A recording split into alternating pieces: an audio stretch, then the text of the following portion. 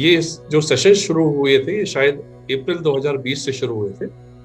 और मुझे उस समय खबर जरूर मिली थी, लेकिन मैं इसको सितंबर से ज्वाइन कर पाया था, क्योंकि मैं स्वयं उस समय एक कोर्स में बिजी था, तो संडे मेरा उसमें बिजी रहता था, सैटरडे संडे। और जो मैंने उस समय खोया है और उसको कवर करने की कोशिश सबसे कर रहा हूँ। सबसे ज्यादा जो मुझे अनुभव हुआ, या सबसे ज्यादा जो जानकारी मिली, वो शुरू में मिली जब आपने ये बताया कि हमारा जो शास्त्र है, उन शास्त्रों को कैसे क्लासिफाई किया गया है, और श्रुति क्या है, वेद क्या है, और दर्शन कौन कौन से हैं, और उन दर्शनों में भी कौन कौन से मत चलते हैं। तो जो आपने वो बताया, अदरवाइज इसके पहले हम जाते थे कहीं पे, कोई मंदिर मिला दर्शन कर लिए, फिर दूसरा मंदिर मिला दर्शन कर लिए, कोई स्वामीनारायण जी का मंदिर है, कोई विवेकानंद जी को कभी याद कर लिया, कभी दयानंद सरस्वती को याद कर लिया, लेकिन इनका महत्व क्या है हमको नहीं मालूम। और अब जब हमें इन दर्शनों का की महत्व पता लगा और डिफरेंट मत पता लगे, और कैसे सब यूनिफाइड हमारे सनातन धर्म में समाहित है, और हमारा सनातन धर्म कितना रिजिड है और कितना फ्लेक्सिबल है, ये खूबी साथ में है, ये जब हमें पता लगा, वो एक आंखें खोलने वाला था। अदरवाइज इसके पहले हम बड़े ही फिक्सेटेड विचार से रहते थे कि ये सही है, ये गलत है। बाद में समझ में आया कि ये धर्म जो है, हमें हमारे विचारों को व्यक्त करने का, तर्क करने का मौका देता है, और साथ में अनुशासन में रहने के लिए प्रेरित करता है। ये एक खूबी हमने इसमें पाई। और उसके बाद में जब आपने वेदों के बारे में बताया कि हमारे 4 वेद हैं, उनके डिटेल दिए, और उनके जो महावाक्य, और उसके बाद में जो महामंत्र है, जब उनके बारे में बताया, तब से इतना ज्यादा मुझे इंटरेस्ट शुरू हो गया ना। और उसके बाद से मैं, बहुत ही मजबूरी होती है तब कोई सेशन मिस करता हूँ। और पिछले कुछ सत्रों में तटस्थता क्या है, मोक्ष का मार्ग क्या है, और परा अपरा विद्या, जो उसके बारे में फर्क समझ में आया। तो पर्सनल हमारे जीवन में जो फर्क आया है कि अब जो घटनाएं आसपास हो रही है, उनमें हम अपना जो ईगो है, अहम है, उसको इन्वॉल्व नहीं करते हैं, और उसको तटस्थ रूप से देखने की कोशिश करते हैं। और यह देखते हैं कि जब किसी ने, कई बार ऐसा होता था पहले कि आपको क्रोध आ जाता था, उसने ऐसा क्यों किया। अब जैसे ही क्रोध की तरफ थोड़ा भी सोचते हैं, तो याद आता है कि उसमें भी वही ब्रह्म है, मुझ में भी वही ब्रह्म है, हम में और उनमें कोई अंतर नहीं है, और हमारा क्रोध तुरंत समाप्त हो जाता है। तो किसी तरह की जो भावनाएं आती थी, मैं ये नहीं कहूंगा वो जीरो हो गई है, लेकिन ईर्ष्या, द्वेष, इस तरह की जो भावनाएं आती थी मन में, वो अब कम हो रही है। और ये, इससे हमें बहुत ज्यादा खुशी और संतुष्टि। सो इसके बाद मैं, आपका यदि परमिशन हो, तो जो शांति पाठ है ईशावास्य उपनिषद का, वो मैं उसका उच्चारण करना चाहूंगा, जो मन को बहुत ज्यादा शांति देता स्वागत है, स्वागत है। है। ओम पूर्णमदः पूर्णमिदं पूर्णात् पूर्णम् उच्यते, पूर्णस्य पूर्णमादाय पूर्णमेव अवशिष्यते। ओम शांति शांति शांति। बहुत सुंदर, बहुत सुंदर। चलिए, ओवर टू कमोद जी। आपके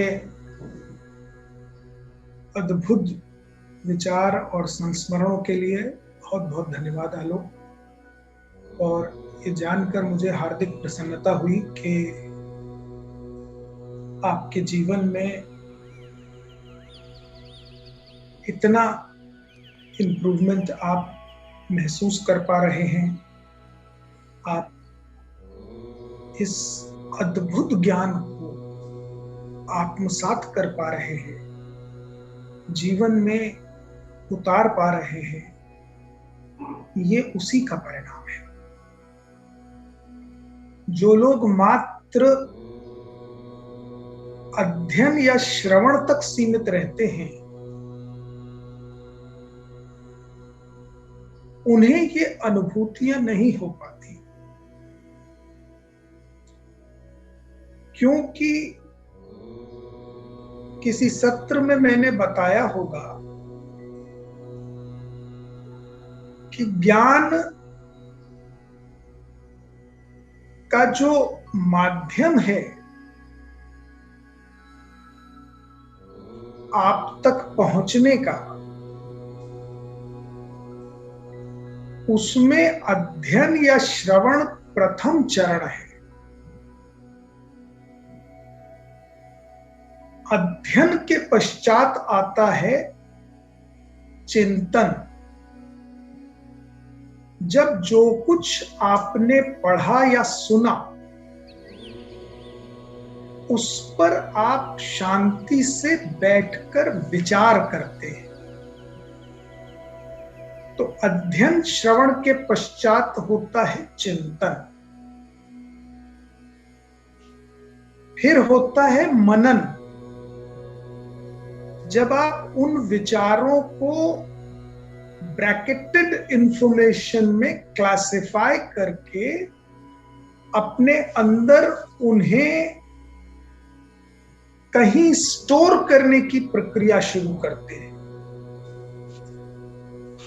जैसे कि जब आप स्कूल में होते हैं तो कई सब्जेक्ट्स एक दिन में पढ़ाए जाते हैं और आप सब्जेक्ट वाइज उस नॉलेज को ब्रैकेटेड करके स्टोर करते हैं, तो उस प्रक्रिया को कहते हैं मनन, जो चिंतन के पश्चात आता है। तत्पश्चात होता है गुणन। जब आप उस स्टोर्ड इंफॉर्मेशन को रिस्टोर करते हैं,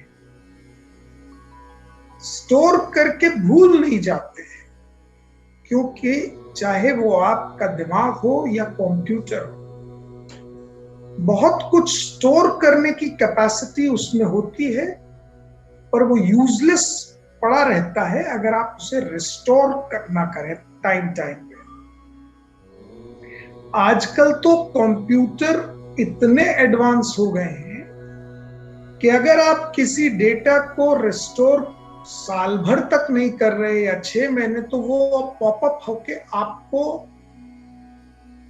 रिमाइंड करता है कि यदि आपको उस डेटा का उपयोग न हो तो क्या इसे डिलीट कर दिया जाए।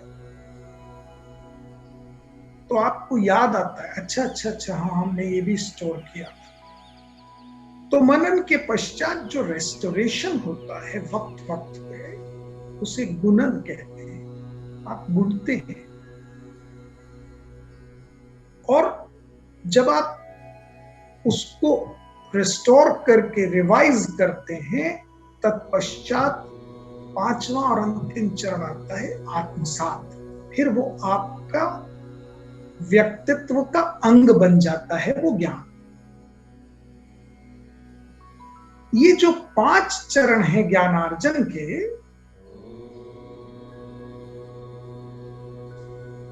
जब आप इन 5 चरणों से गुजर के ज्ञान को अपना कर लेते हैं,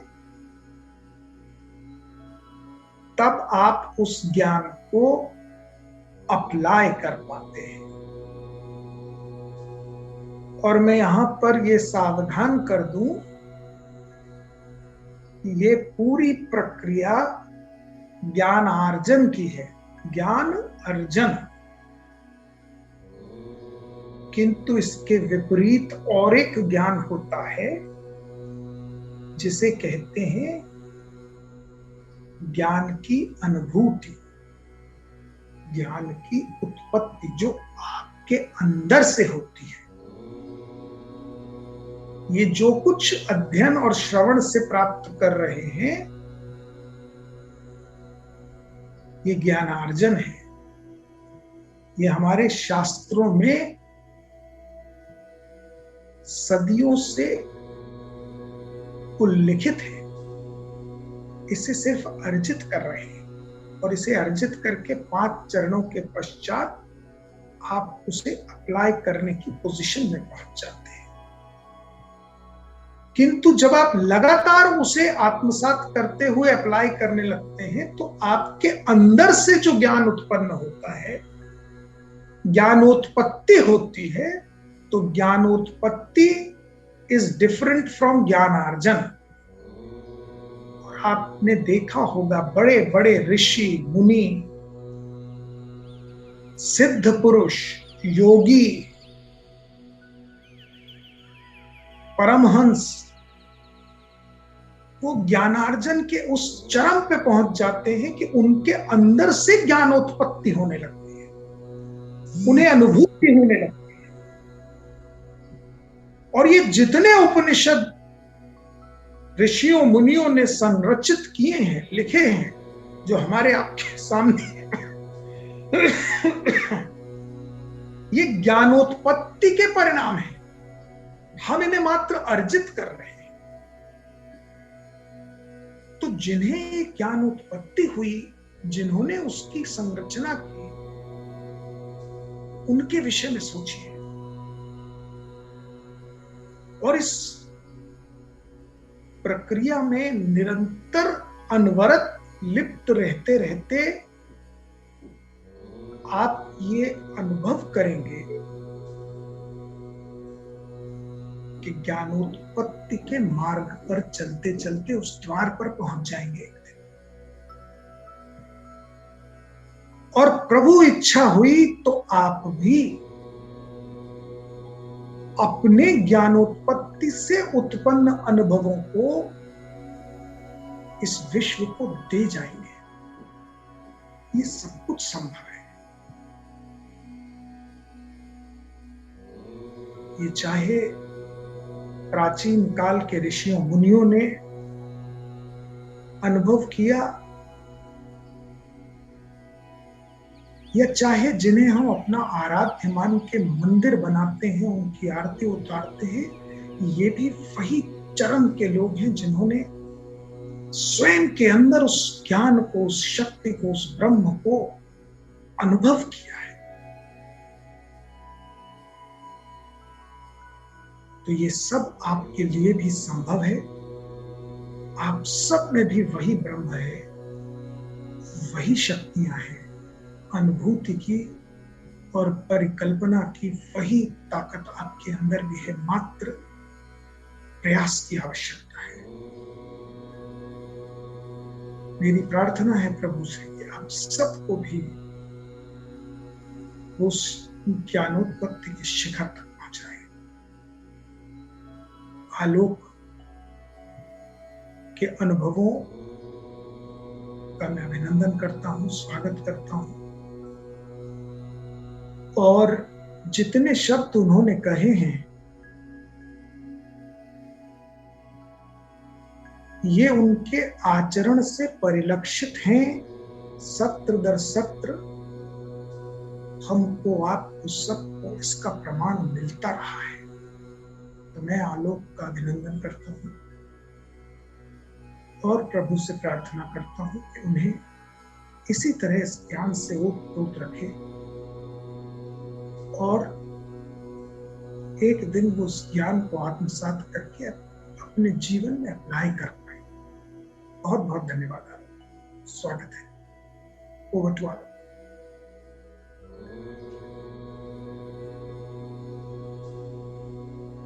पुनीत जी बहुत बहुत धन्यवाद। और हम सभी अपने आप को बहुत ज्यादा भाग्यशाली मानते हैं कि हम इस तरह के सत्रों का पार्ट बन सके हैं और हम इसको सुन पाते हैं। और अब मैं रिक्वेस्ट करूंगा कामोद जी से कि इस श्रृंखला को आगे बढ़ाएं। प्रणाम पुनीत जी। प्रणाम। और सभी लोगों को मेरा हार्दिक प्रणाम। पता नहीं मैं शब्दों में कैसे अपने एक्सपीरियंस को बांध पाऊंगा, बड़ा कठिन काम है, लेकिन बहुत ही कृतज्ञ महसूस करता हूँ पुनीत, बहुत ज्यादा। पता नहीं इसके लायक थे या नहीं थे, वो पता नहीं मुझे, लेकिन आपके द्वारा और आपके डेडिकेशन के द्वारा जो ज्ञान मिला है और मिल रहा है, उसके हम पूरे जीवन आभारी रहेंगे। और स्पेशली आपके हम हमेशा कृतज्ञ रहेंगे। इस ज्ञान का आपने हमें अनुभव कराया और मेरे जीवन में बहुत ही अद्भुत बदलाव आया है, जो मैं शेयर करना चाहूँगा। वैसे तो मैं गुरुदेव से, श्री श्री रविशंकर जी से पिछले 15-17 साल से जुड़ा हूँ, और ऐसा लगता है कि जन्मों से गुरुदेव के साथ हैं और रहेंगे आगे भी। लेकिन एक जो अद्भुत बदलाव आया इस श्रृंखला से जुड़ने के बाद, वो ये कि एक ज्ञान, विज्ञान और भक्ति में एक जो फर्क है, आपने जो सिखाया कि हर एक चीज को समझ के फिर आगे बढ़ो।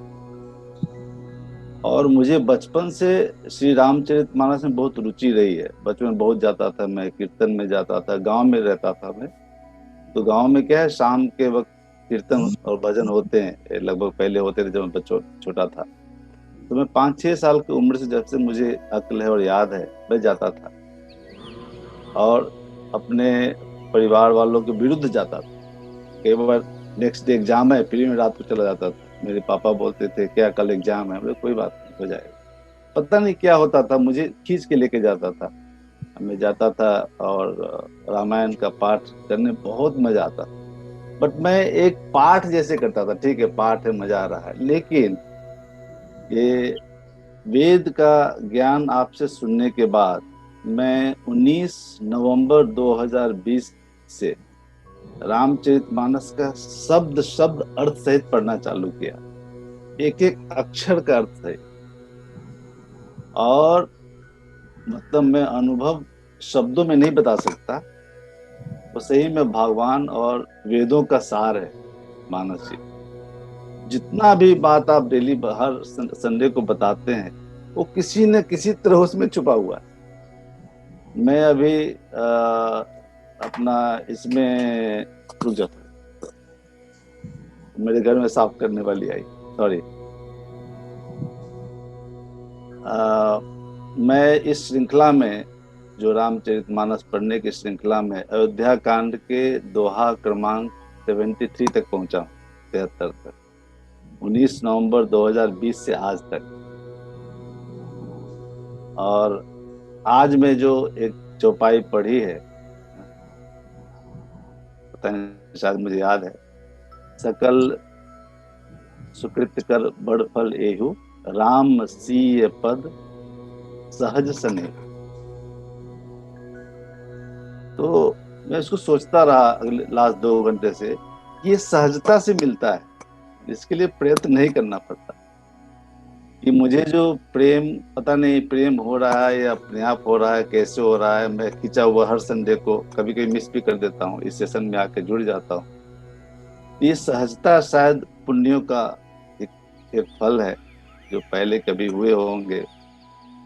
तो मैं अपने आप को बहुत पुण्यशाली समझता हूँ कि मैंने कुछ तो पुण्य इकट्ठा की। पुण्य जी से हमारे एक और गुरु मिले कि आपके ज्ञान ने मुझे रामचरितमानस से ऐसे जोड़ दिया कि मैं हर अक्षर पढ़ के मुझे ऐसा लगता है कि एक एक अक्षर में पूरा वेद समाया हुआ है, एक एक शब्द में पूरा वेदों का भंडार है। और जब आप बोलते हैं, जब बताते हैं हर सप्ताह, तो पता नहीं मुझे रामायण के, रामचरितमानस कुछ न कुछ श्लोक, दोहा सब मेरे चित्त में आते रहते हैं, अपने आप आता रहता है और उससे जुड़ाव लगता रहता है। अरे जो पुण्य जी बता रहे, तो रामचरितमानस पे भी ऐसी श्री तुलसीदास जी ने लिखा है ना। ये मेरी लाइफ में बहुत बड़ा परिवर्तन है और इसको मैं चाहूंगा कि अपने इस जीवन में तो जरूर आगे लेके चलूं और आपके ज्ञान से जो भी हमें लाभ मिला है वो मैं लोगों तक भी पहुंचाने की कोशिश करूं। जब भी मौका मिलता है पुनीत जी, मैं कोशिश करता हूं कुछ न कुछ ज्ञान लोगों तक अपने तरफ से दे दूं। लोग सुने ना सुने उसकी मुझे चिंता नहीं रहती, लेकिन कहीं न कहीं जहां लगता है मैं बच्चों को भी बता देता हूँ। कई बार मेरे बच्चे दो बच्चे हैं, उनको बताता रहता हूँ, कुछ न कुछ नॉलेज वहाँ पे दे देता हूँ। और मैं बताऊं कि ऐसा हमको लगता है कि हमारे बच्चे को समझ में नहीं आती, हम गलत हैं। उनको सब समझ में आता, वो सब समझ जाते, खाली एक भी वो रिस्पॉन्ड बैक नहीं करते, तो हमको लगता है शायद सुना नहीं या समझा नहीं। बट कई बार ऐसा हुआ है कि मैंने आपके वेदों के व्याख्यान से कुछ शब्द लेकर के, श्री रामचरितमानस से कुछ शब्द लेकर के बच्चों को एक कठिन सिचुएशन में या किसी संघर्ष के समय में कुछ बताने का प्रयत्न किया है। उस समय तो मुझे लगा नहीं सुना कि नहीं सुना, लेकिन उन्होंने बाद में मुझे बताया कि आपने बोला था, याद है, सही बोला था, ऐसे ही होता है। मुझे इसका बहुत फायदा हुआ।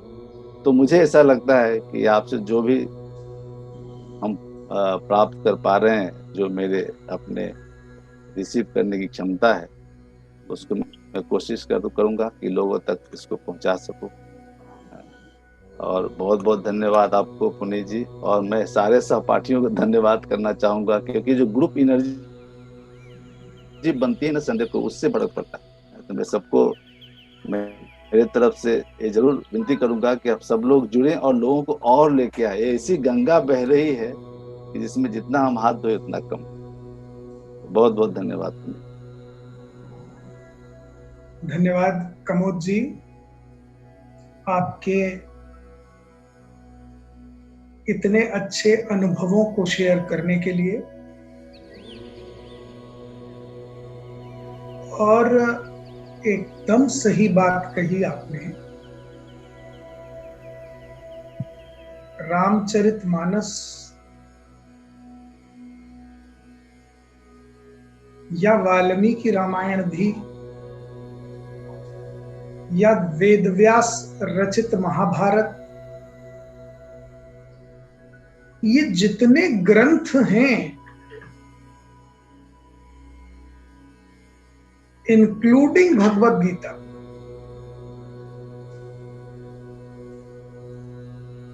इन ग्रंथों को जब आप अध्ययन करते हैं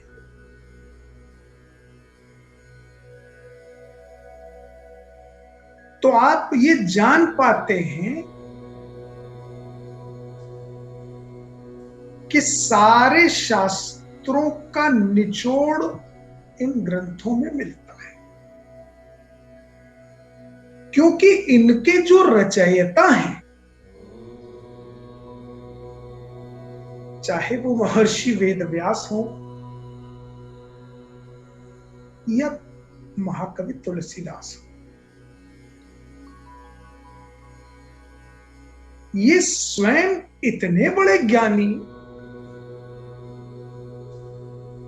इतना वृहद इनका वेदों, उपनिषदों, पुराणों का अध्ययन,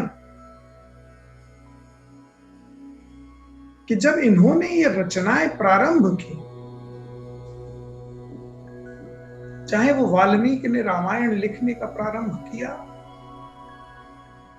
उसके सदियों बाद महर्षि वेदव्यास ने महाभारत लिखने का प्रारंभ किया, उसके सदियों बाद महाकवि तुलसीदास ने रामचरितमानस की रचना की। तो इन्होंने जो अपना अध्ययन था इन तमाम शास्त्रों का, उसको इन ग्रंथों में उड़ेल दिया, और तभी ये ग्रंथ अमर है।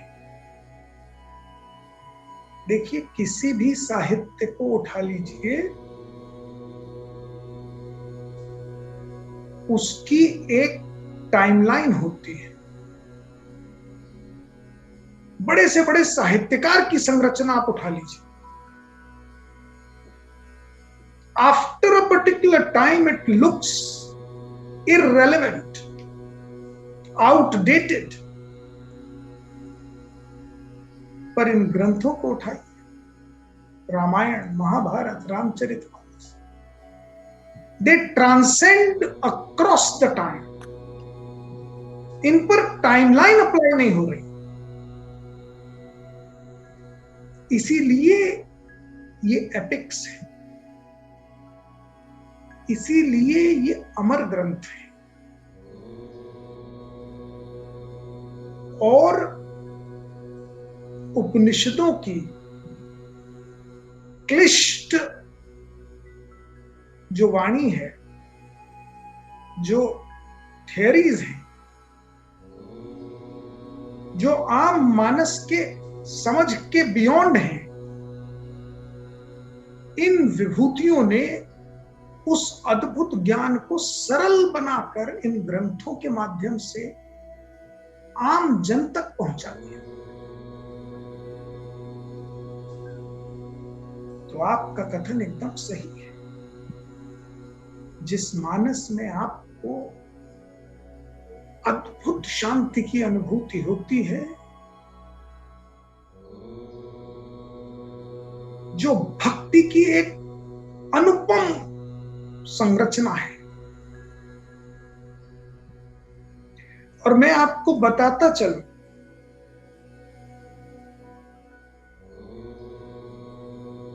कि रामायण जो वाल्मीकि जी ने लिखी है, और उन्हीं राम के चरित्र को रामचरितमानस, चरित्र का मानस, जो तुलसीदास ने लिखा है,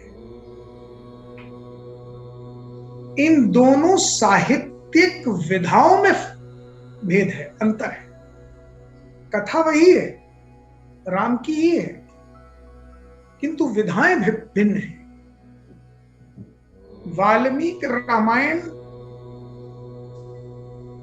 matter of fact as it is Ram के चरित्र का दर्शन देती है, किंतु मानस तुलसीदास द्वारा रचित जो है वो भक्ति के भाव से ओतप्रोत है।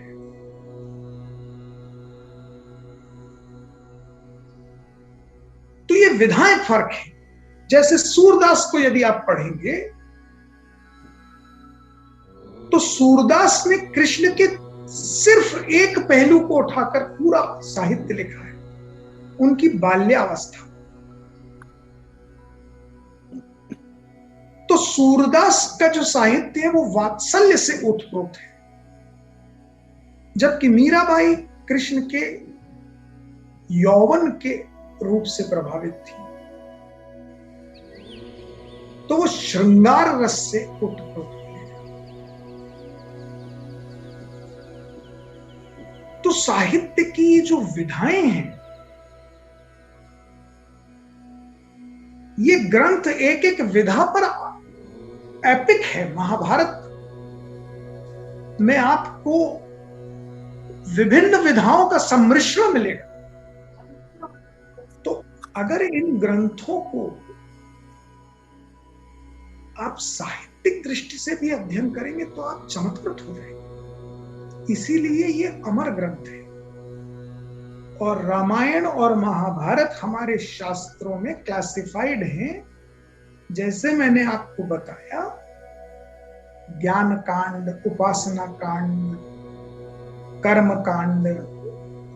किंतु रामायण और महाभारत को इतिहास कहा गया है।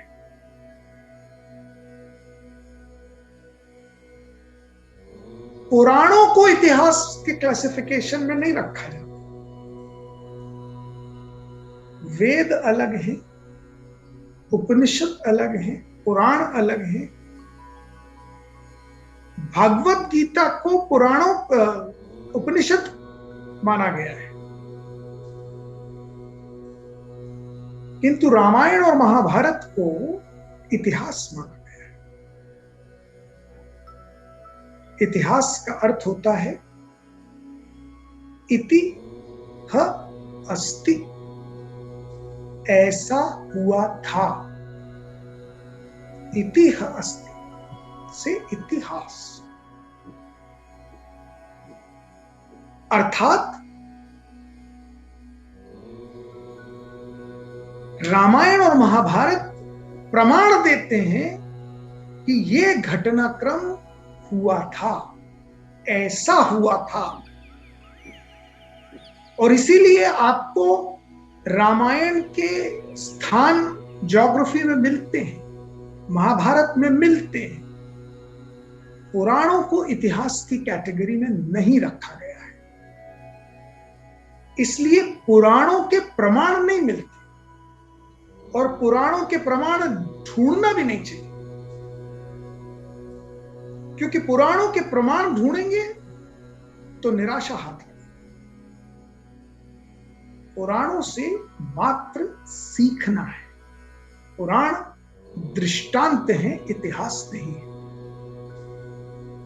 तो जब आप इन ग्रंथों का अध्ययन करते हैं तो आप समझ नहीं सकते जब तक आप इसको कॉम्प्रिहेंसिव स्टडी करके एनालाइज नहीं करते, तब तक इन बातों को, इन मीमांसा को, इन छोटी छोटी बातों को आप समझ नहीं पाते। और जब आप नहीं समझ पाते तो आप उसको ओवरलैप करके कंफ्यूज हो जाते हैं। तो मेरा यही प्रयास होता है कि इन चीजों को इस छोटे से कदम के माध्यम से पूरी तरह से वैज्ञानिक क्लासिफिकेशन के तहत आप तक पहुंचाया जाए। आशा है कि ये अगले जनरेशन को भी ये बात समझ में आए, तो उन्हें अपने शास्त्रों का, ग्रंथों का, संस्कृति का जो ज्ञान हो उससे उन्हें गर्व। आज उनमें वो गर्व की अनुभूति नहीं है, ये सत्य है। किंतु आप सारे लोगों के इस अद्भुत प्रयास से, जो आप इन श्रृंखलाओं से जुड़े हैं, निरंतर श्रवण कर रहे हैं, चिंतन कर रहे हैं, आत्मसात कर रहे हैं, तो मुझे बहुत विश्वास बढ़ता है, आशा बढ़ती है कि ये धीरे धीरे आगे भी फैलेगा, लोगों में ये ज्ञान पहुंचेगा और अपनी संस्कृति पर उन्हें गर्व। तो कमोद जी बहुत बहुत धन्यवाद। प्रभु से आशा है कि ऐसे ही आप पर अनुकंपा बनाए रखें। बहुत बहुत धन्यवाद पुनीत जी। मैं कल एक छोटा सा बात और ऐड करना चाहूंगा, अगर आज्ञा हो तो। जी। ये जो जिसको हम सगुण रामचरितमानस बोलते हैं ना, उसका निर्गुण रूप मुझे आपके वेद पाठ से मिला। जी। क्योंकि वो जो उसके पीछे का सार है, ठीक है, भगवान राम है, अयोध्या है, दशरथ, सब ठीक है, लेकिन उसके पीछे का जो एक अर्थ है, एक सार है, जो हमें ब्रह्म विद्या की ओर लेके जाता है, वो मुझे, मैं ये कहना चाह रहा था, उसकी कनेक्टिविटी मुझे तभी हुई जब मैं वेद पाठ और श्री रामचरितमानस को कहीं न कहीं किसी निर्गुण स्तर पे एक मतलब उसको अर्थ, और मैं बुद्धि तो नहीं लगाना चाहूंगा, लेकिन एक अलग उसमें है जो उसके बियॉन्ड मैं देख पा रहा हूँ, उसके बियॉन्ड है, भगवान राम के बियॉन्ड जो निर्गुण रूप है, वो आपके ज्ञान से मुझे थोड़ा बहुत समझने का शायद मौका मिल रहा है। इसी तरह आगे बढ़ते रहेंगे आपके सानिध्य में। बहुत बहुत धन्यवाद। Over to Alok. Over to Alok ji. धन्यवाद कमोद जी। अब मैं प्रकाश जी से रिक्वेस्ट करूंगा, आप अपने बात रखें।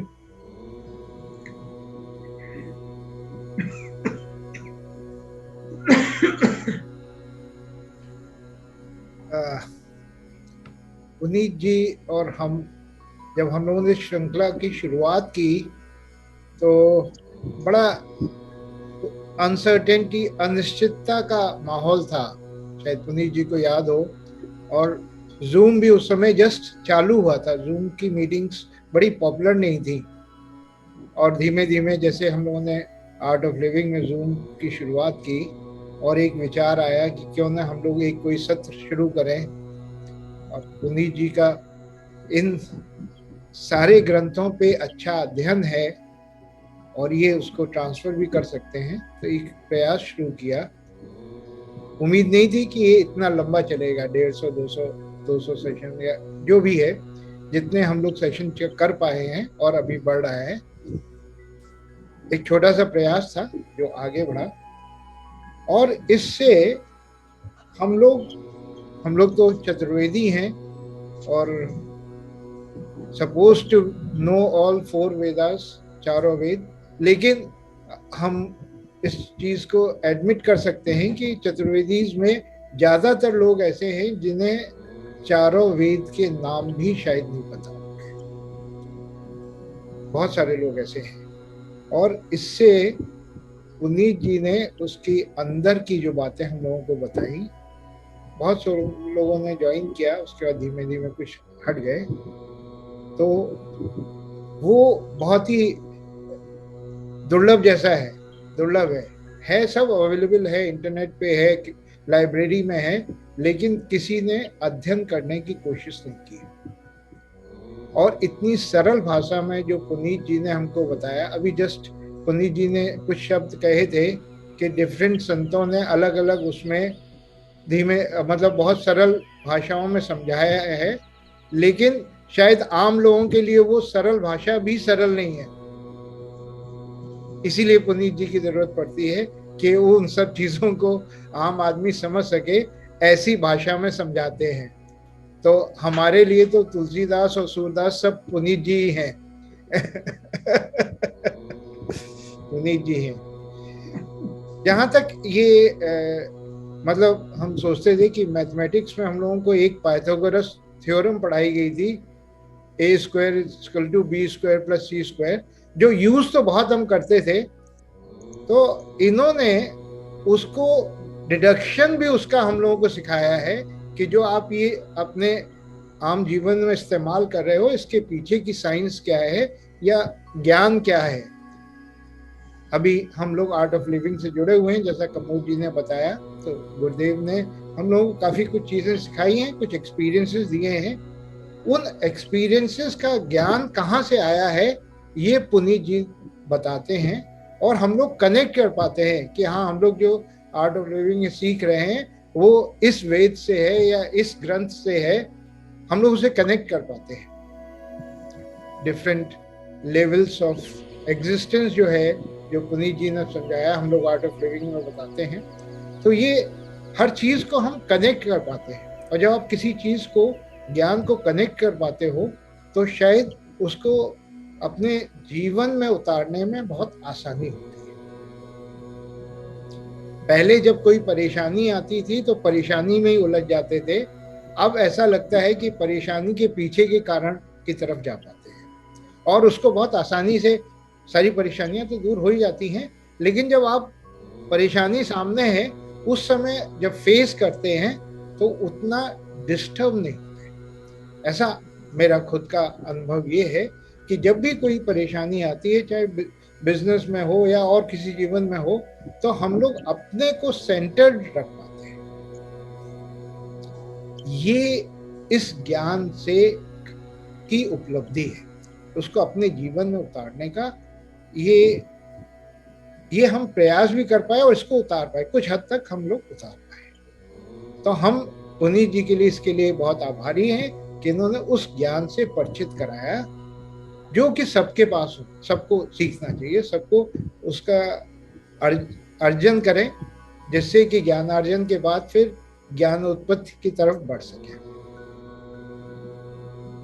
पुनीत जी बहुत बहुत धन्यवाद, हम लोग आभारी हैं। इस ज्ञान से आप परिचय करा रहे हैं, आपने बहुत सारे उपनिषद और वो बताए हम लोगों को, और अब आगे नेक्स्ट उपनिषद की तरफ का ख्याल कर रहे हैं, लेकिन हमारे जीवन में बहुत। Please over to you. हुआ कि आप सबके जीवन में इस ज्ञान ने जो परिवर्तन लाए हैं, और देखिए ये बात प्रणाम सत्य है, सबके जीवन में। बीच में क्षमा चाहता हूँ, मैं बीच में बोलने से अपने को रोक नहीं सका। मेरी आवाज स्पष्ट आ रही हो? मैं एक बात मुझे बहुत ही अच्छी लगी। वो जिज्ञासा आपने जो जगाई है वो सर्वोत्तम है। ब्रह्म सूत्र के पहला ही सूत्र है, अथातो ब्रह्म जिज्ञासा। और ये जो जिज्ञासा है वो हर व्यक्ति में जब जग जाती है तो फिर उसको आगे बढ़ने के लिए ऐसे साधन मिल जाते हैं जैसे आपने जगाए हैं, बताए हैं, और सबका सार तत्व आप दे रहे हैं। मैं ठाकुर जी की सेवा में था तो इसलिए बहुत सारी चीजें सुन नहीं सका था, तो इसलिए मैंने बीच में से शुरू किया है। तो बहुत बढ़िया। और मुझे एक बहुत सुंदर आपका उदाहरण ध्यान आया, जब वो यमराज से पूछ रहे हैं, वो बालक पूछ रहा है और यमराज बताते हैं उनको, नायमात्मा प्रमेन लभ्य न मेधया न बहुना श्रुतेना यमे वैशब ऐसा ही कुछ आपने बताया था। वो बड़ा उत्तम लगा वो शायद नचिकेत नहीं, वो हमसे लागू हो रही है ये बात। और ये सच बात है कि हमारे सारे प्रयास, सारा पढ़ना, सिर्फ पढ़ने से ही काम नहीं चलता। जैसे बता रहे थे कि भाई हम बहुत सारी चीजें पढ़नी चाहिए, पढ़ने से पूरा सही ज्ञान नहीं आ पाता है। हम बहुत अभ्यास कर चुके हैं, उपनिषद का भी जब हम पढ़ते हैं तो ये जो आपकी जो व्याख्याएं हैं वो समझने में और वहां तक सही पहुंचने में हमें सहयोगी बनती हैं, तभी सही अर्थ बन पाता है। तो बहुत ही अच्छा मंच, बहुत ही अच्छी सुविधा, हम सब लोगों में आपने जिज्ञासा पैदा की, ये सबसे बड़ी बात है। और उसमें रस आने लगा और ये आगे बना रहेगा, ऐसा ही क्रम रहेगा। धन्यवाद, बहुत बहुत धन्यवाद आपके सतत प्रयास के लिए। प्रणाम। बहुत धन्यवाद व्यास जी आपके अद्भुत उद्बोधन के लिए। और बहुत प्रसन्नता का विषय है कि आज ये जिज्ञासा आप सब में उत्पन्न हुई है। आशा करता हूँ इसी तरह निरंतर आप अनवरत इन व्याख्यानों से जुड़े रहेंगे। ओवर टू आलू।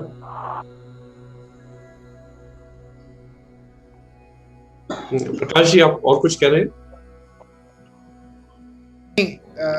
मैं और कुछ नहीं कह रहा था, पुनीत जी कुछ कह रहे थे, जिसके बीच में वो व्यास जी आए और उन्होंने अपना कुछ ऐड किया, बहुत अच्छा ऐड किया उन्होंने। लेकिन पुनीत जी कहीं आधी बात, अधूरी बात पे रुक गए थे उस समय। इनकी कुछ ये कुछ कह रहे थे। वो आपके जो उद्बोधन, जो आपके अनुभव जो आपने शेयर किए, मैं उस विषय में ये कह रहा था कि रामचरितमानस में ही तुलसीदास ने लिखा है, सकल पदार्थ है जग माही, कर्महीन नर पावत नाही। तो आपने जो बातें कही उसमें जो अपने अंदर परिवर्तन आपने महसूस किया इस ज्ञान से, तो मैं ये कहना चाह रहा था कि उसमें आपके स्वयं के व्यक्तित्व का भी बड़ा योगदान है। क्योंकि ये ज्ञान की गंगा तो अनवरत बह रही है, पर कितने इसको आत्मसात कर पा रहे हैं, कितने इसे अपने जीवन में उतार पा रहे हैं, कितने इसका लाभ उठा पा रहे हैं। तो मैं जब आपकी बात सुन रहा था तो सोच रहा था कि आज न सिर्फ मुझे बल्कि उन प्राचीन ऋषियों मुनियों को भी आप सब पर गर्व हो रहा है कि सदियों पश्चात भी उनकी वाणी, उनके लेखन, उनके इस शोध का प्रभाव आपके जीवन पर पड़ रहा है। और सचमुच इसमें आप सबके अपने अपने व्यक्तित्वों का बड़ा योगदान है, क्योंकि ये सारा शोध, ये सारा ज्ञान, ये सारी रचनाएं तो सदियों से हैं। इसे ले कौन पा रहा है? तो जितना महत्व इस ज्ञान का है उतना ही आपके व्यक्तित्व का है। आप इसे जीवन में उतार पा रहे हैं, इसलिए आप ये कह पा रहे हैं कि आज न सिर्फ वो परेशानियां दूर हो जाती हैं, उनके सॉल्यूशन समझ में आते हैं, बल्कि जब वो परेशानियां रहती हैं तो उतना प्रभावित नहीं करती। ये जो आपने कहा ना, इसमें जितना योगदान इस ज्ञान का है, जो आपने मुझे इतना क्रेडिट दिया है, उससे कहीं कोई कम क्रेडिट आपके स्वयं का नहीं है, जो आप उतनी तत्परता से इस ज्ञान को प्राप्त कर रहे हैं, जीवन में उतार रहे हैं। और आप स्वयं एक प्रमाण बन रहे हैं बाकी लोगों के लिए, जो उस बात से प्रेरणा लेकर इस ज्ञान को अपने जीवन में उतारे, तो उन्हें भी वही अनुभव। आपके प्रोत्साहन के लिए बहुत बहुत धन्यवाद। Over to Alok. Thank you. Jyoti ji से मैं रिक्वेस्ट करूंगा कि आप अपनी बात बताएं।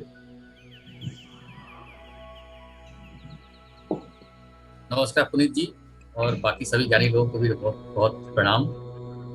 मैं बहुत अज्ञात आदमी हूँ, ना मैं कभी बहुत स्पिरिचुअल रहा, ना कभी बहुत रिलीजियस रहा, लेकिन बचपन से ना मेरा कोई ऐसा कभी गुरु रहा जिसको मैं मानता रहा हूँ। हालांकि मैंने प्रयास बहुत किया। ऑकल्ट साइंस में हमेशा जो पराविद्या है उसमें बड़ा इंटरेस्ट रहा, तो ज्योतिष शास्त्र और उसमें ज्योतिष में बहुत इंटरेस्ट था मुझे। और एक गुरु की तलाश मुझे हमेशा से थी कि पढ़ता था एस्ट्रोलॉजी में भी, जैसे मेरे चार्ट में था कि मैं एक समय पे जाके स्पिरिचुअल हो जाऊंगा, या मेरी लाइफ में प्लेसमेंट ऐसी प्लैनेट्स की जहाँ पे मुझे गुरु का भाव रहेगा। सो अगर गुरु अच्छा करना है तो कोई गुरु होना चाहिए। तो बहुत सालों से कई बार कई लोगों ने मुझे बहुत से गुरुओं से मिलवाया। मैं क्या मिलने के लिए ये सोच लेके गया कि शायद ये मेरे गुरु हो जाएंगे, मैं इनसे इम्प्रेस हो जाऊंगा, लेकिन कभी नहीं, मतलब मैं वो कनेक्ट ही नहीं कर पाया किसी से। फिर 2-2.5 साल पहले से फिर मैं ज्योतिष में बहुत पूरी तरह घुस गया अंदर और स्टडी करने लगा डीपली। और उसी दौरान कुछ 6-8 महीने के बाद में भाग्यवश पुनीत जी से मुलाकात हो गई, और पहली मुलाकात में मुझे बहुत अच्छा लगा इनसे मिल करके। और फिर उन्होंने जिक्र किया कि हमारा ऐसा कुछ होता है मेडिटेशन। मैंने कहा बिल्कुल मैं चाहूँगा। मैंने कहा लाओ ट्राई करते हैं, शायद इस बार मुझे कुछ नया कुछ सीखने को मिलेगा। और वो जारी है। मैं सारे सत्र में शामिल लेता हूँ, 2-3 बार मिस हो गया मेरा, लेकिन मैं बहुत ही प्रभावित हूँ पुनीत से। और मैंने तो गुरु मान ही लिया है इनको। मुझे लगता है कि नहीं जो ज्ञान ये दे रहे हैं ना इतना सहजता से, सरलता से, भले ही शायद मैं उसको ये ना बता पाऊँ कि इन्होंने किस उपनिषद की बात की या एग्जैक्टली क्या वर्ड्स यूज किए, लेकिन मुझे ये एहसास होता है कि जो बातें ये कह रहे हैं वो कहीं ना कहीं हमारे अंतर मन में बैठ रही हैं। मैं उनसे कनेक्ट कर रहा हूँ, भले मैं उसको एक्सप्रेस ना कर पाऊँ, क्लियर ना बता पाऊँ, लेकिन वो अंतर मन में बैठ रही हैं। और बहुत कुछ पता नहीं कितना चेंजेस मेरे अंदर आए हैं, लेकिन मैंने ये महसूस किया है कि जैसे अभी मैं पूरा एस्ट्रोलॉजर बन गया हूँ, मतलब हॉरोस्कोप स्टडीज करना शुरू कर दिया है। मैं पढ़ता रहता हूँ और स्टडी भी करता रहता हूँ। तो जब हॉरोस्कोप मेरे पास आती हैं, जब मैं लोगों को बताता हूँ उनके लाइफ के बारे में कुछ भी, तो मैंने नोटिस किया है कि मैं बहुत सी वो बातें बोलता हूँ जो मैं यहाँ से सीखता हूँ। किसी की, क्योंकि हॉरोस्कोप एस्ट्रोलॉजी ये गाइडेंस है, मतलब ऐसा नहीं कि आप भगवान तो होने जो प्रिडिक्ट करो उसी वजह, तो मैं लोगों को बेसिकली गाइड करता हूँ। तो गाइड करते वक्त जो यहाँ मुझे जो ज्ञान मिल रहा है, लोगों को मैं वो चीजें अपने आप ही मैं बोल देता हूँ, उनको निकल जाती है मेरे मुंह से। और लोग बोलते भी अच्छे, यार तुम बहुत अच्छा बोलते हो, ये तो इस तरीके से हमने सोचा नहीं। So all thanks to Punit ji, क्योंकि वो हमारे अंतर में बैठ गया है। मैं क्लियरली ना एक्सप्रेस करता हूँ वो है क्या। और अभी तो आज मुझे ग्रुप में ऐड कर लिया है, तो आई एम वेरी हैप्पी कि जो भी क्लासेस हो रही हैं तो कम से कम मैं रेडी रखने में रहेगा, मैं उसको रिवाइज कर पाऊंगा। क्योंकि हम सामाजिक जीवन में जी रहे हैं, हमने अभी तक संन्यास तो लिया नहीं है, तो जैसे ही सत्र खत्म होता है हम अपनी जिंदगी के उलझनों में लग जाते हैं।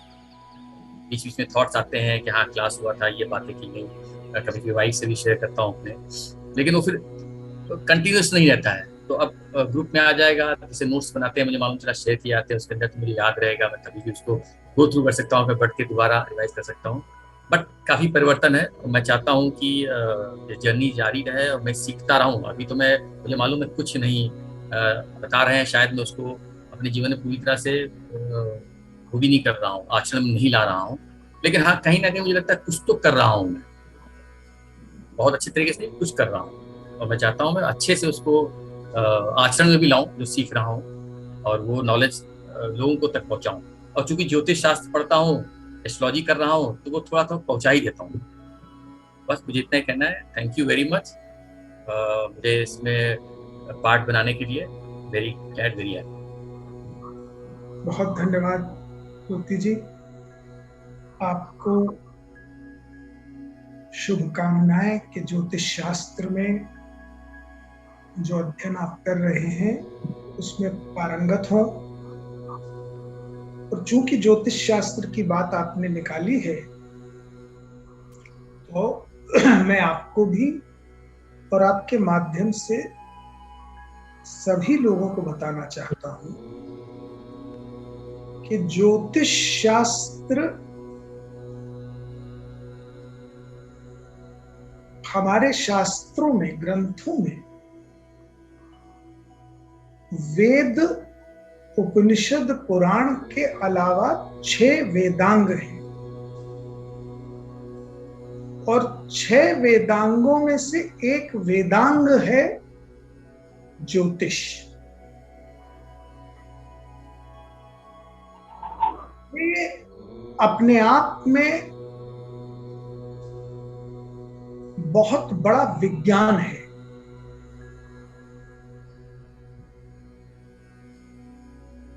और ये इतना आसान नहीं है जितना इसे लोग समझ के प्रस्तुत करते हैं। किंतु ज्योतिष शास्त्र का जो अद्भुत एक विषय है वो ये है कि लोगों को इसमें विश्वास बहुत ज्यादा है। आप देखिए, समाज में 2 ही तरह के लोग मिलेंगे, या तो ज्योतिष पर उन्हें विश्वास ही नहीं, हम नहीं मानते, और या वो लोग मिलेंगे जिन्हें ज्योतिष पर अटूट विश्वास है। लेकिन इंटरेस्टिंग बात यह है कि दोनों ही पक्ष में ज्योतिष का ज्ञान नहीं है।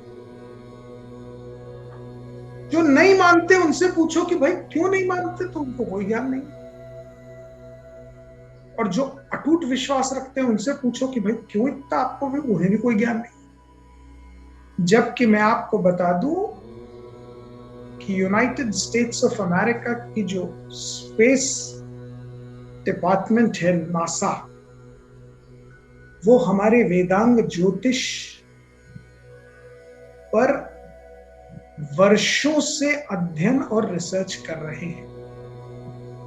और नासा के कितने सारे रिसर्च पेपर्स में इस बात का जिक्र है कि वो चमत्कृत हैं कि इन्होंने, हमारे ऋषि मुनियों ने उस समय जब रॉकेट नहीं थे, सैटेलाइट्स नहीं थे, कैसे इन ग्रहों उपग्रहों की पोजिशनिंग, इतनी एक्यूरेट स्टडी कैसे की, उनके जो नाम भी दिए हैं वो कैसे दिए। तो ये इतनी ऑर्डिनरी विधा नहीं है, साइंस नहीं है। इसमें आज की तारीख में पारंगत लोगों की कमी है, वरना किसी जमाने में तो आप ये देखिए ज्योतिष के ऐसे ऐसे पारंगत ऋषि मुनि हुए हैं जिनकी वाणी ही चीजों को सत्य कर देती थी। तो मेरी पूरी शुभकामना है और आशा है कि ज्योति जी जो इस शास्त्र के अध्ययन में अपने आप को रत कर रहे हैं, उन्हें खूब सफलता मिले, वो पारंगत हों और हम सब एक दिन ज्योति जी के ज्योतिष शास्त्र की महारत पर गर्व कर सकें। बहुत बहुत धन्यवाद। Over to all. धन्यवाद। अब जो भी सज्जन अपनी बात रखना चाहते हैं वो अपना माइक ऑन करके इंडिकेट करें या हैंड रेज करें। In the mean time I will request mister Anjani Singh साहब, यदि आप अपनी बात रखना चाहते हैं।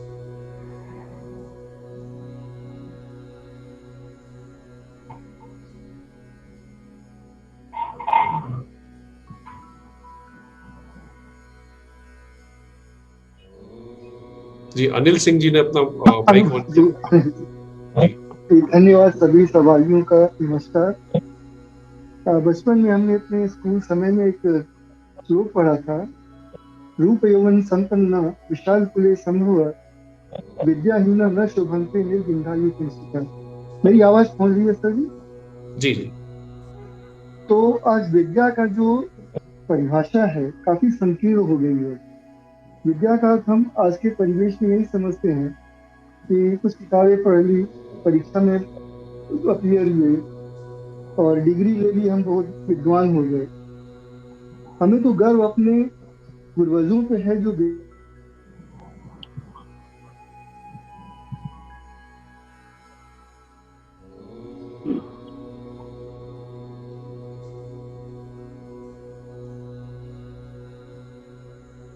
शायद सिंह साहब की तरफ से सिग्नल का इशू है, की आवाज मुझे नहीं आ रही है, आप लोगों को आ रही है क्या?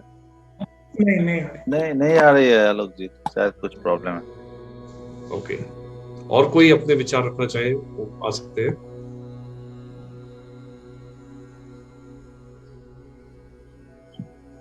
देखिए, विचार रख लीजिए, नहीं तो फिर क्वेश्चन शुरू हो सकते हैं।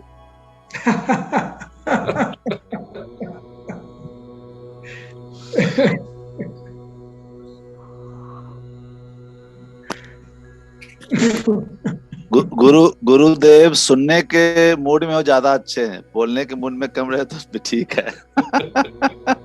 या पूछने के मूड में कम रहे तो ठीक है।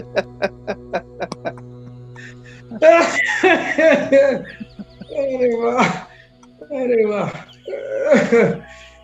लेकिन हमारे जो क्योंकि किसी का माइक ऑन नहीं हो रहा है, तो मैं पुनीत जी से रिक्वेस्ट करूंगा कि एक दो क्वेश्चन आप कर ही लीजिए। हमारे शिष्यों में जो नोटिस किया मैंने कि जितने अच्छे शब्दों में अपने विचार उन्होंने प्रकट किए, उतने ही सब नटखट भी हैं। उन्होंने सारा समय तय करके बिता दिया कि कोई एक भी प्रश्न की जगह बचे नहीं। शायद अनिल जी आ गए फिर से, उनका सुन ले क्या, शायद आधा रह गया। अनिल जी अपना म्यूट कर रखा है, आप म्यूट हटाइए, अनम्यूट करिए। हाँ ठीक है, जी मेरी आवाज आ रही है? क्या जी? तो सर ने एक जो मीमांसा बताया, जो मीमांसा है जो कनेक्ट करती है। मीमांसा का अर्थ होता है कि विचार पूर्वक तत्व निर्णय इति मीमांसा। After careful dealing with the notion one who comes to a conclusion, उसको मीमांसा कहते हैं। और इससे हम अपने आप को कनेक्ट, आज की तारीख में कनेक्ट कर पाते हैं। जो सुनते हैं, जो पढ़ते हैं, उसको अपने आप को कनेक्ट कर सकते हैं। ये हमारी बहुत बड़ी उपलब्धि करना है, समझ सकता हूँ। और इस श्रृंखला की जो मैं कह सकता हूँ, सर से तो बार बार इसे और बड़ा प्लेटफॉर्म पे ले जाना चाहिए।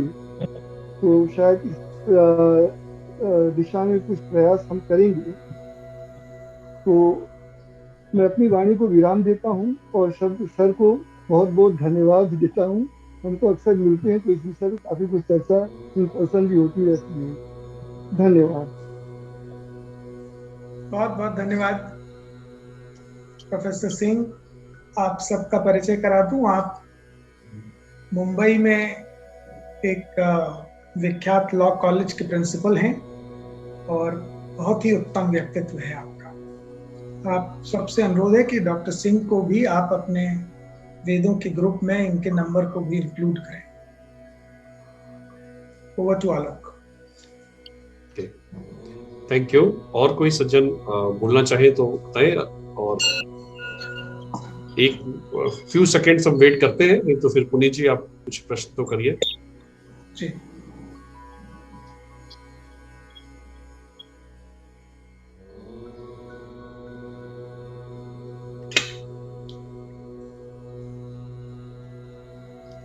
ऐसा है कि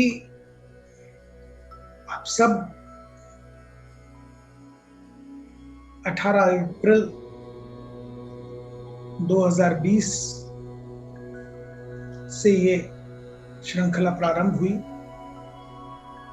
और तब से निरंतर जारी है। बीच में कुछ व्यवधान आए मेरे स्वास्थ्य की वजह से, अथवा ये जारी है। और इस यात्रा में हमने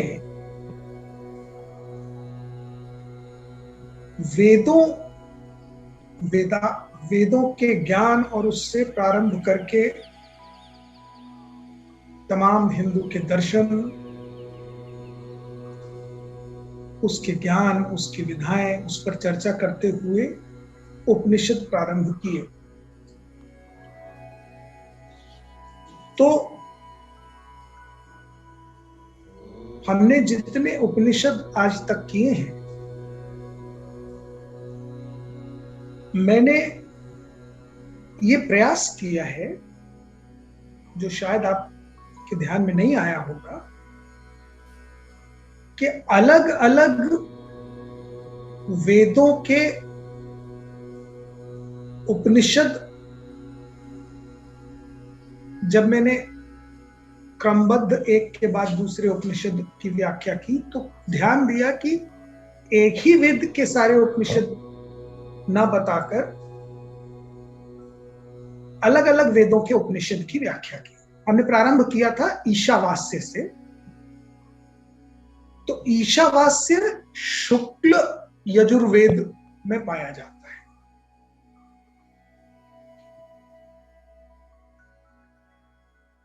ईशावास्य के बाद कठोपनिषद जो है वो कृष्ण यजुर्वेद में पाया जाता है। केन उपनिषद सामवेद के तलवकार ब्राह्मण में पाया जाता है।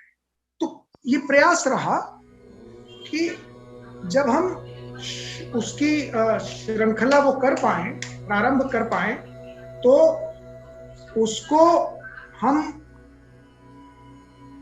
अलग अलग उपनिषद जो अलग अलग वेदों में स्प्रेड ओवर हैं उनको करें।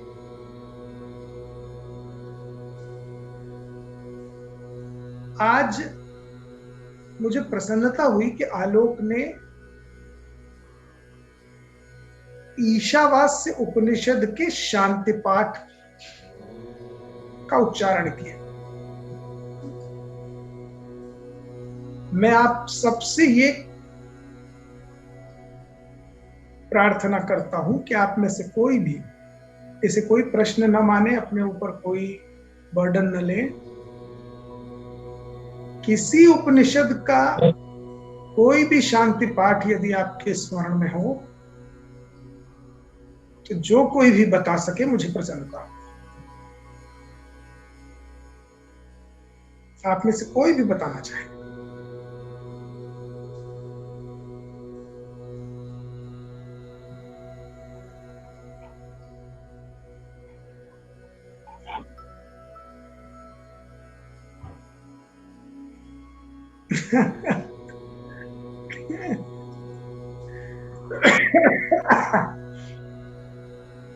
कोई वॉलंटियर नहीं करना चाहता?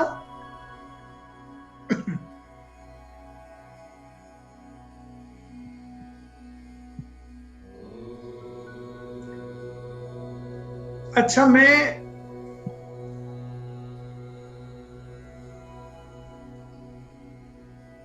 क्या आप में से किसी से ये जान सकता हूं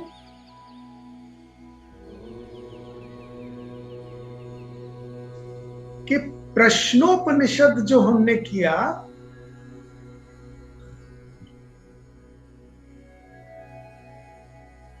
उसकी विषय वस्तु क्या थी?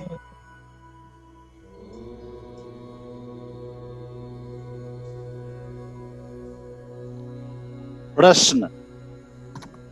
वो उपनिषद प्रश्न से शुरू हुआ। कौन? जी, इनके बीच में वो प्रश्न था।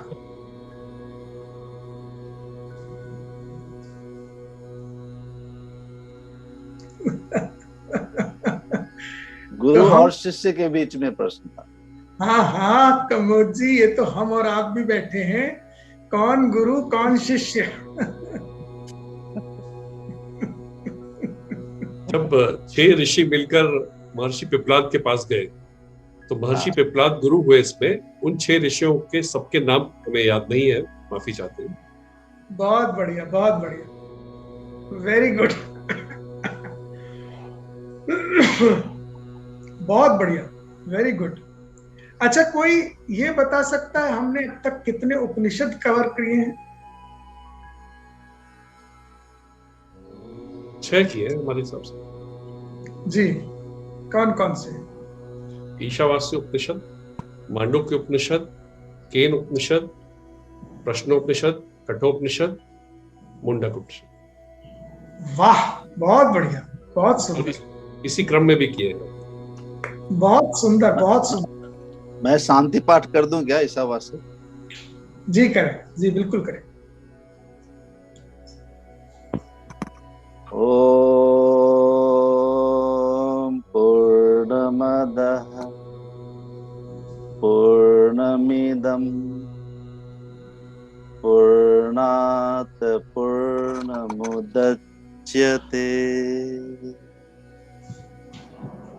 पूर्णस्य पूर्णमादाय पूर्णमेवावशिष्यते। ओम शांति शांति शांति। बहुत सुंदर, बहुत सुंदर, अति उत्तम, बहुत खूब। किसी को कठोपनिषद का शांति पाठ स्मरण है? मैं इसलिए कठोपनिषद का शांति पाठ पूछ रहा हूं क्योंकि वो सबसे छोटा है।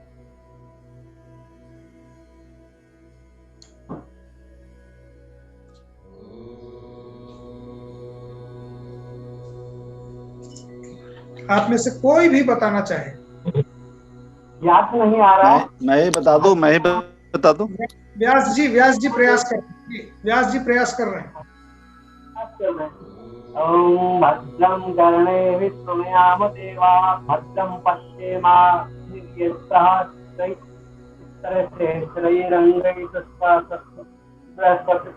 यही है शायद मेरे ख्याल में। नहीं, ये भद्रं कर्णे, मैं बोल सकता हूँ। अच्छा सुने, ये मुंडक का शांति पाठ है।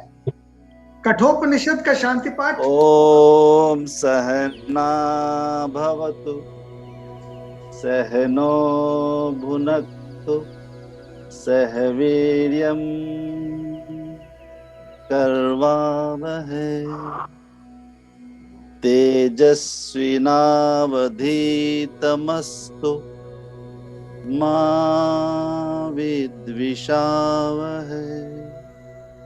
ओम शांति शांति शांति।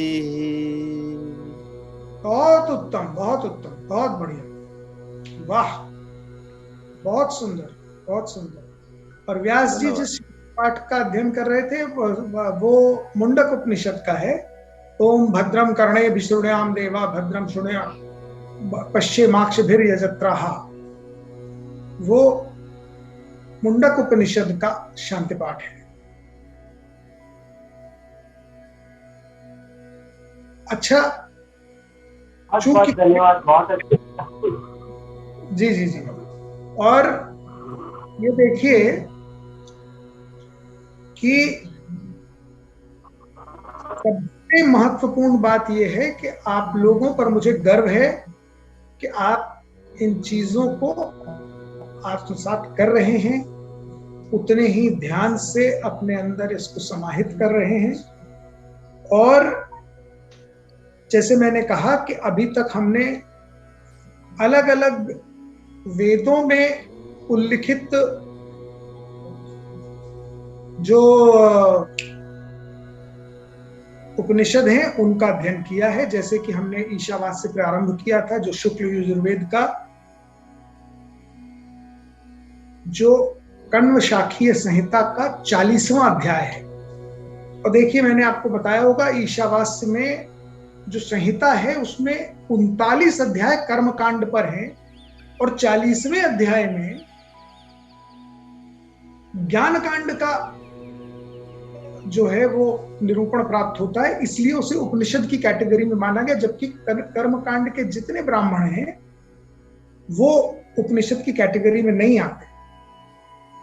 इसी प्रकार जो कठोपनिषद है वो कृष्ण यजुर्वेद के कठ शाखीय संहिता का पाठ है। तो ये हमने प्रयास किया। और अब अगले सत्र में हम ऐत्रेय उपनिषद का प्रारंभ करेंगे। ऐत्रेय उपनिषद ऋग्वेद का पार्ट है। अभी तक हमने सामवेद, यजुर्वेद और अथर्ववेद के तमाम उपनिषद देखे हैं। पहली बार हम ऋग्वेद के ऐत्रेय उपनिषद पर व्याख्या प्रारंभ करेंगे। आप सभी का अभिनंदन, नमन, बहुत बहुत धन्यवाद। एक रिक्वेस्ट है पुनीत जी, जाते जाते जो 6 उपनिषद हमने कवर किए उसमें से 3 का आपने बता दिया कौन से वेद से कनेक्टेड है, बाकी 3 का भी बताएंगे प्लीज। जी बताइए कौन सा? ईशावास्य यजुर्वेद से है, कठोपनिषद कृष्ण यजुर्वेद से है। ईशा यजुर्वेद के 2 पार्ट हैं जी, शुक्ल यजुर्वेद और कृष्ण यजुर्वेद। तो ईशावास्य जो है वो शुक्ल यजुर्वेद में है और कठोपनिषद जो है वो कृष्ण यजुर्वेद में है जी। और इसी प्रकार जितने आप नाम बताइए, मैं आपको उसका केन उपनिषद सामवेद। सामवेद में जो केन उपनिषद है वो तलवकार ब्राह्मण में मिलता है, आपको ये मिलेगा। तो इसीलिए आपको बताऊं कि केन उपनिषद को ब्राह्मणोपनिषद भी कहा जाता है, जैमिनीय उपनिषद भी कहा जाता है, क्योंकि ये जो तलवकार ब्राह्मण है वो जैमिनीय शाखा का है।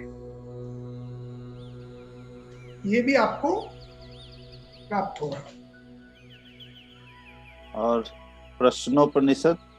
हाँ, कठोपनिषद मैंने आपको बताया। प्रश्नोपनिषद? हाँ, प्रश्नोपनिषद बता। प्रश्नोपनिषद जो है वो पिप्पलाद शाखा में है, अथर्ववेद के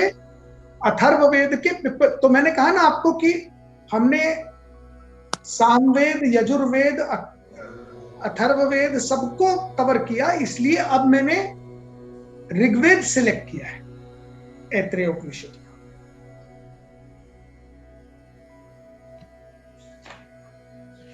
और 2 कौन सा रह गया आलोक जी? ईशावास्य, कठोपनिषद, केन, प्रश्नोपनिषद, मांडुक्य और मुंडक।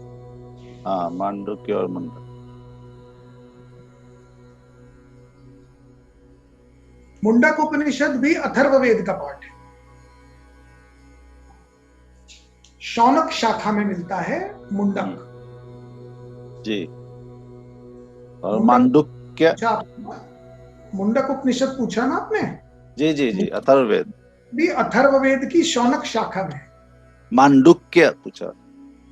मांडुक्य उपनिषद जो है उसको यदि आपको स्मरण हो, जब मैंने आपको व्याख्या की थी तो बताया था कि Mandukya Upanishad is the smallest Upanishad among all Upanishad. मात्र 13 श्लोकों का उपनिषद है और अथर्ववेद का पाठ है।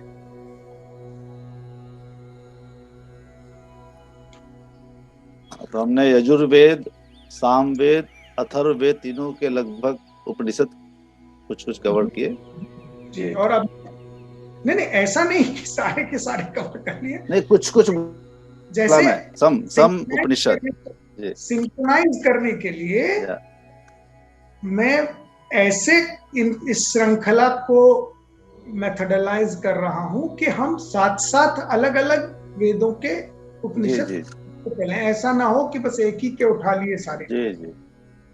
तो बहुत धन्यवाद।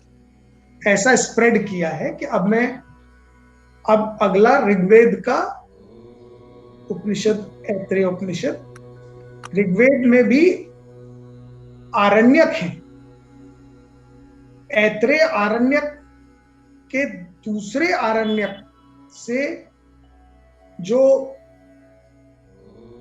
चौथा, 5वां, 6ठा अध्याय है वो ज्ञानकांड का निरूपण है। तो उस आरण्यक के चौथे, 5वें, 6ठे अध्याय को ऐत्रेय उपनिषद कहा जाता है। ऐत्रेय आरण्यक है बेसिकली। तो उस ऐत्रेय आरण्यक के द्वितीय आरण्यक के चौथे, 5वें और 6ठे अध्याय को, जो कि ज्ञानकांड का निरूपण करता है, उसको ऐत्रेय उपनिषद कहा जाता है। तो हम उसका प्रारंभ अगले सत्र से करेंगे। आप सबका अगले सत्र में स्वागत है, प्रतीक्षारत रहूंगा। आप सभी का अभिनंदन, धन्यवाद।